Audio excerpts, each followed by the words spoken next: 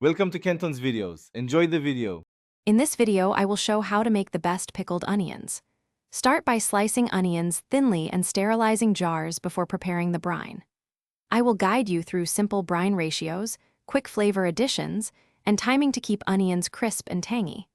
Expect clear steps for hot pour and cold pour methods, plus easy storage tips so your pickled onions taste great on tacos, salads, and sandwiches. Here's how to build the brine and flavor your onions.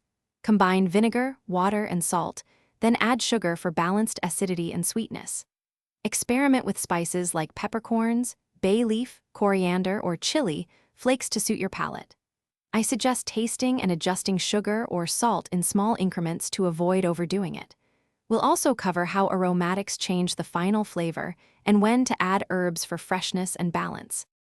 Quick recommendation: if you're finding this guide helpful, please subscribe and like to support more recipes and tips.